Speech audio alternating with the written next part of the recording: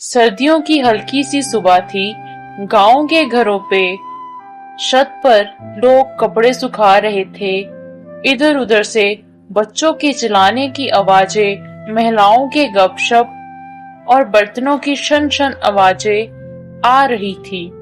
पिंटू और सविता अपने घर की छत पर बैठे थे। तू इस बार क्या सोच रहा है पिंटू? पिछली बार लड्डू की चोरी करते पकड़ा गया था। अब की बार नया क्या प्लान है? दीदी, इस बार रामलाल काका ने बूंदी के लड्डू बनवाए हैं। सुना है डिब्बे में 30 लड्डू छुपा कर रखे हैं। 30 लड्डू? इतने में तो पूरे मोहल्ले की मिठाई पूरी हो जाएगी। पर हाँ, हर बार कोई ना कोई पकड़ ही लेता है। इस बार थोड़ा होशियारी बरतूंगा। ऐसी ही बातें करते दोनों नीचे उतरे तो बबलू आ गया। क्या बात है, लड्डू की चर्चा चल रही है तो समझ लो कुछ बड़ा होने वाला है। आइए देखते हैं रामलाल काका की रसोई। वहां पे आज खास काम चल रहा है। अरे भगवान, लड्डू गिनकर डिब्बे में रख। ना जाने कब कौन सा बच्चा घुसकर हाथ लगा दे। पिछली बार पिंटू छत से उतरा था। हाँ, मैं अब 12 ताले लगाऊंगी। बताओ ना, चाबी कहाँ रखनी है? अगर 13 ताला खोला तो मैं पक्की खुशबू पहचान लूंगा, बूंदी वाली। चमेली और रामलाल ने प्लान बनाया, इस बार अच्छे से निगरानी रखेंगे। पर मीठे की खुशबू पूरे गांव में फैल चुकी थी। मास्टर जी हमेशा की तरह स्कूल से लौटते हुए रामलाल काका के घर की ओर चले गए। रामलाल, आज बूंदी के लड्डू की सुगंध बहुत आ रही है। भगवान के नाम पर 2 सबसे बड़े लड्डू दे दे। मास्टर जी, भगवान के नाम पे? भगवान तो चुपचाप खाते हैं, आप तो वाणी में ही लड्डू खा लेते हैं। अरे भूख भगवान से बड़ी है, मेरा पेट हालात समझता है। चमेली ने 2 सबसे बड़े लड्डू उनकी प्लेट में डाल दिए, जो देखकर मास्टर जी बोले, ये क्या छोटे छोटे लड्डू? भगवान भी सोचेंगे मेरी भक्ति में इतना कंजूस, मेरी भक्ति के लिए इतना कंजूस। कम में ही स्वाद लीजिए, ज्यादा खा लिया तो सबका हिस्सा जाएगा। पिंटू और बबलू घर के पीछे वाली दीवार पे बैठे थे। देख, छत की तरफ खिड़की खुली है। अगर हम सही समय पर अंदर गए तो लड्डू का डब्बा हाथ में आ जाएगा। पर चमेली चाची बहुत तेज है, एक बार पकड़े गए तो पूरा मोहल्ले में डुगडुगी बज जाएगी। लड्डू चोर, प्लान तो बनानी ही पड़ेगी। जहाँ तो भूख अपनी मारनी पड़ेगी, जहाँ तो जोखिम उठाना पड़ेगा समझदारी से।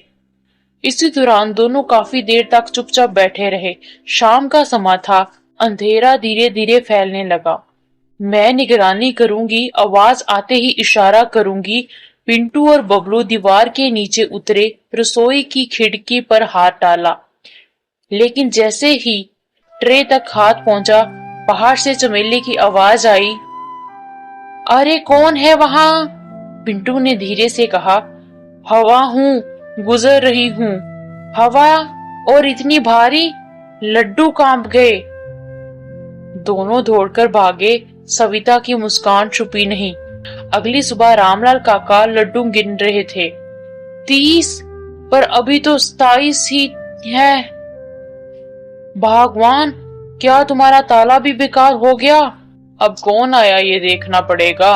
लगता है बच्चों की टोली ने पहले ही हाथ साफ कर लिया। पंचायत की मीठी चर्चा होती है। शाम काका अपनी छड़ी के सहारे मोहल्ले में घूमते हुए पहुंचे।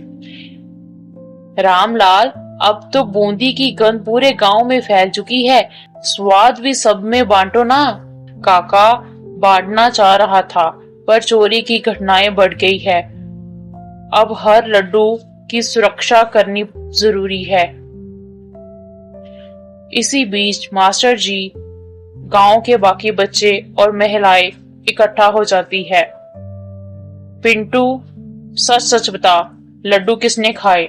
मास्टर जी, जिसने निकाले उसने खाए, जिसने बांटे उसने खिलाए। अंकल, अगर चोरी हुई तो लड्डू भी तो हमारी मेहनत की कमाई है। पंचायत के दौरान कई बातें सामने आई। रामलाल ने बबलू और पिंटू से पूछताछ की। अरे, तुमने लड्डू खाए हैं तो सच बोलो, नहीं तो तुम्हारी मिठाई बंद हो जाएगी। हाँ अंकल, भूख बड़ी थी, गलती हो गई। सच कहूँ तो दोस्ती में बांट बांट कर खाने से मजा आता है।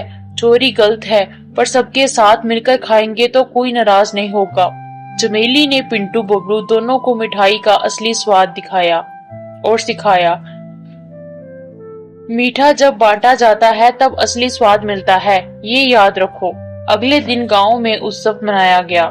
रामलाल काका ने घोषणा कर दी, आज से हर बार जब भी बूंदी के लड्डू बनेंगे पूरा मोहल्ला बुलाया जाएगा। कोई चोरी नहीं होगी, सब मिलकर खाएंगे। मास्टर जी कहते हैं, अब की बार सच कबूलना और गलती सुधारना, यही असली बहादुरी है।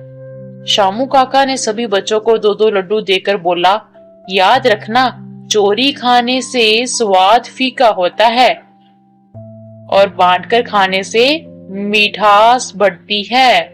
पिंटू शाम को अपनी बहन के साथ छत पर बैठा। दीदी, अब समझ आया कि असली खुशी छुपकर खाने में नहीं, सबके साथ हंसते गाते खाने में है। सविता हंसकर कहती है, वो तो सही है, पर थोड़ा खट्टा चटनी भी चाहिए। अगली बार चटनी लड्डू का उत्सव रखेंगे। रात को पिंटू ने देखा रामलाल काका अपनी दादी के साथ पुराने किस्से सुना रहे हैं। काका बोले, जब मैं छोटा था तब हमारे घर में लड्डू के डिब्बे छत से बांध दिए जाते थे ताकि चोर हाथ ना लगा सके। पिंटू और बबलू सुन सुनकर मुस्कुराते हैं। अब तो चोर खुद मन से बदल गया। उत्सव के अगले दिन गांव के बच्चों ने मिलकर एक पोस्टर बनाया। मीठा बांटने से दोस्ती बढ़ती है, चोरी से दुश्मनी। रात को गांव के घरों की छत पर सब बैठकर लड्डू खाते हैं, गाना गाते हैं, हंसी मजाक करते हैं और रात बीत जाती है। आज मेरे घर का लड्डू सबके लिए है, एक एक कर ले जाओ, खुशी खुशी अपने बच्चों तक कहानी पहुंचाओ। बच्चों, आज जो सीखा है वो हमेशा याद रखना, खुशी तभी है जब सबकी हो।